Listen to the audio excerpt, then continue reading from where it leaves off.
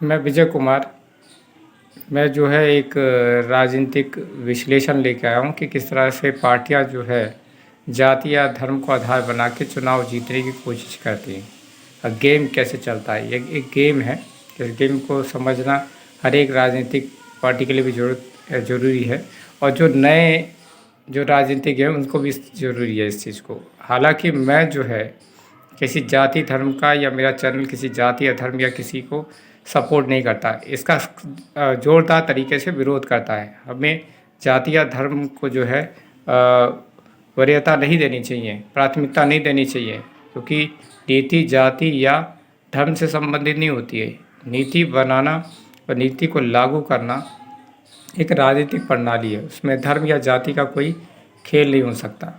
लेकिन हम देखेंगे हाल ही में जो है एक प्रदेश का चुनाव है, उसका पूरा विश्लेषण करते हैं। तो मैं यही विश्लेषण करूंगा। तो मैं आपको बताता हूं, सबसे पहली बात मैंने यहाँ लिख रखा है उनके पूरे उसको, तो मैं बताता हूँ कि किस तरह से पूरा खेल होता है। देखिए, सबसे पहली बात है कि यहाँ पर अगर देखें पूरे राज्य में लगभग 40% जो है जो पॉपुलेशन है, आबादी जो है, यानी 40% जो आबादी है वो ओबीसी की है।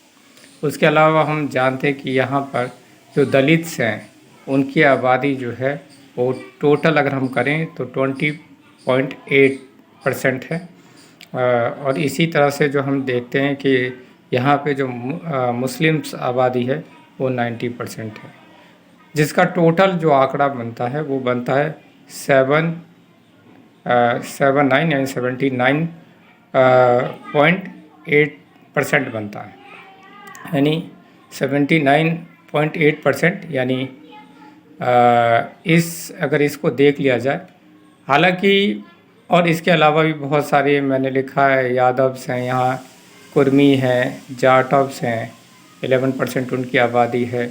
और इस इलाके में जो है ब्राह्मण जो परिवार हैं उनकी आबादी 10% है। ठाकुरों की आबादी यहाँ पर 8.5% के आसपास है।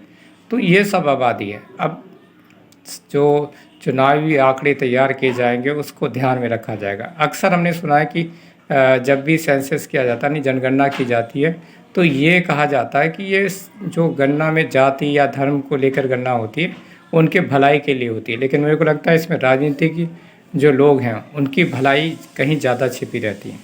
अब इसमें बहुत बड़ा गेम होगा। अब गेम ये होगा कि अब ये 19% जो मुस्लिम हैं उनको कैसे दो पार्ट्स में डिवाइड किया जाए या अधिक पार्टों में डिवाइड किया जाए, कैसे ओबीसी को इसमें डिवाइड किया जाए। क्योंकि अगर एक साथ या दलित या इनमें से कुछ एक साथ मिलकर के समीकरण बनाते हैं तो चुनाव की संभावना जीतने की उन पार्टियों के जो इन लोगों को सपोर्ट करते हैं।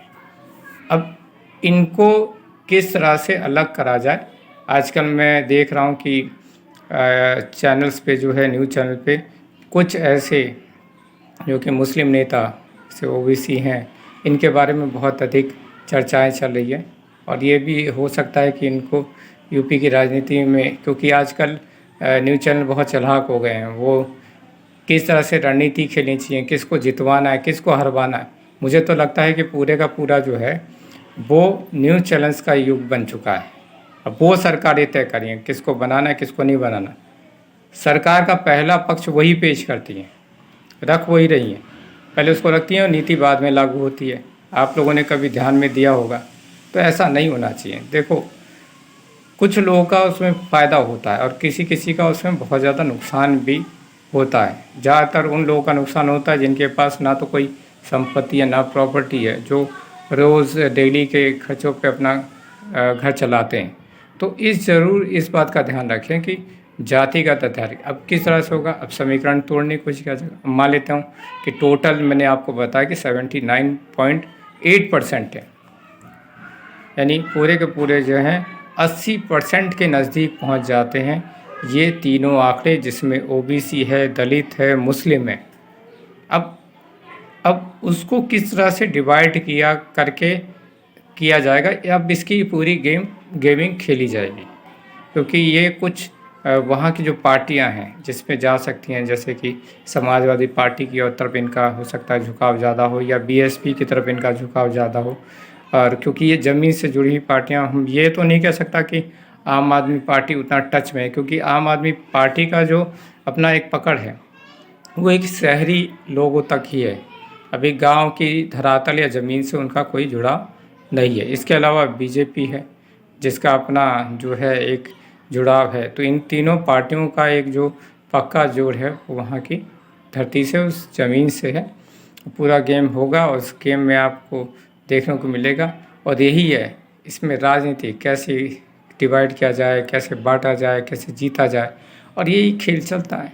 अब जो इस समीकरण को अलग अलग डिवाइड कर देगा, अलग अलग जोड़ेगा, अब इसमें पैंतरेबाजी काफ़ी तगड़ी चली जाती है।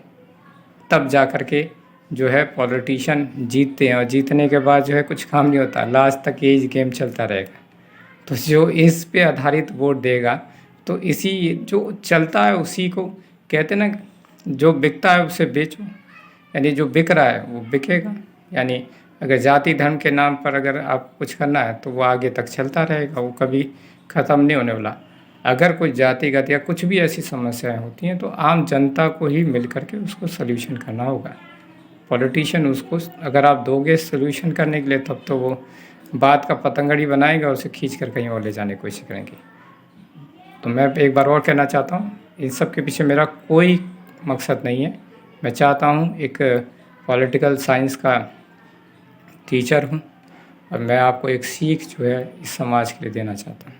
आप सभी का धन्यवाद कहूँगा, क्योंकि अगर आप इन चीज़ों को अमल करते हैं तो, और जो नए राजनीतिज्ञ हैं उसको भी समझने की, लेकिन मैं इसको बढ़ावा देने के सख्त खिलाफ़ हूँ। धन्यवाद।